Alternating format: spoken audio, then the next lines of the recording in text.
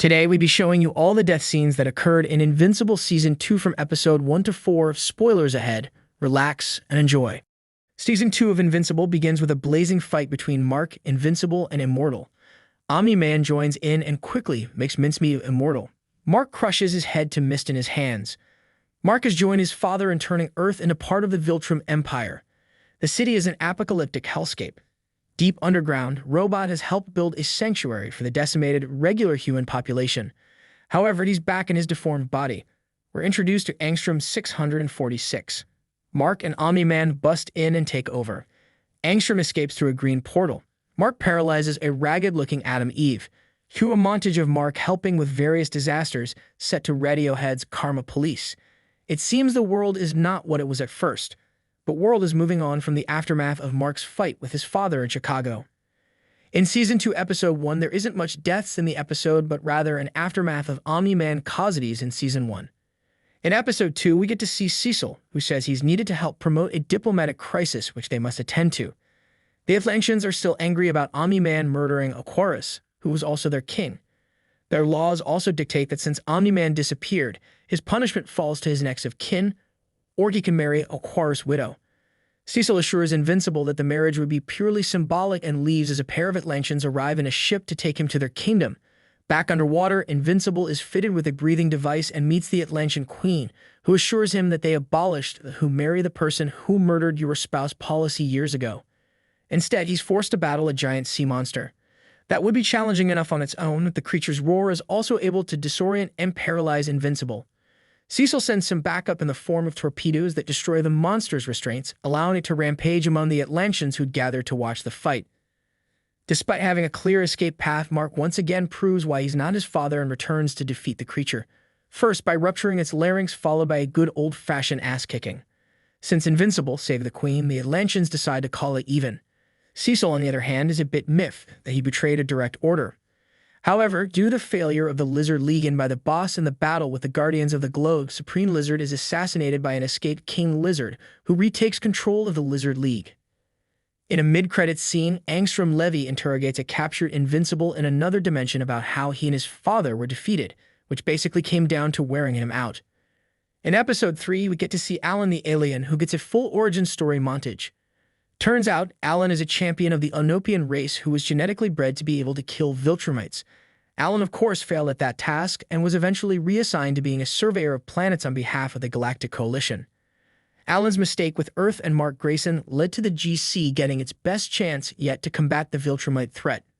The next day, a trio of seasoned Viltrumite warriors arrives at Coalition HQ on Telescria, demanding to know more about intel about Nolan's desertion of Earth and his half-human son. Alan refuses to submit and is beaten to near death by the Viltrumites. In the end, Alan is killed in his regenerative chamber by none other than Thetis, as the Alan portion of the episode ends. Episode 4, which is also re-end of Season 2 Part 1, begins with Mark back in the present day, confronts Emperor Nolan. And after some initial tension, father and son embrace in a hug. The moment doesn't last very long as Mark is still deeply angry with his father, including over the latest lie that brought him to Thraxa. After a brief tantrum, Mark tries to fly away, but he's too far from Earth to make it. Nolan implores Mark to hear him out about the Thraxan plight. However, somehow Nolan was able to convince Mark to stay and help out. Although the moment that both had doesn't last long because the 3 Viltrumite soldiers that tracked down and killed Alan the Alien arrive on Thraxa. Also, while all this was happening, Adam Eve, who was sleeping at a Guardians of the Globe safe house in the city when recurring C-list villain Kill Cannon shows up to steal one of Robot's old power sources. Luckily, a fight is exactly what Eve is looking for. Eve battles Kill Cannon on a bridge, but things go awry when the arrogant young heroine lets a car with 2 elderly bystanders fall off the bridge. Eve dives in and saves them, but they still end up severely injured. Eve can't handle another case of her hero work going wrong and is left in emotional crisis. Back to Thraxa, Viltrumite soldier Lucan shows up and Mark battles to protect his dad's new family. Lucan proves to be even more ruthless than Nolan, and Mark is quickly overwhelmed until his dad saves him. Nolan and Lucan have a savage tussle that ends with Nolan disemboweling him with a karate chop and running him through with a stalagmite for good measure. Omni-Man and Invincible regroup and prepare to fight the other 2 soldiers. Nolan is feeling more emotion about the death and destruction the Viltrumites are causing, and he's both furious at and bewildered by it. He lashes out at Mark, demanding to know why empathy is desirable when it feels so bad. The philosophy debate is interrupted when the final two Viltrumite soldiers show up for round 2 of battle. The fight is brutal. At one point, Nolan takes Mark aside and chastises him for not fighting like a true Viltrumite, demanding he unleashes full fury and killer instinct.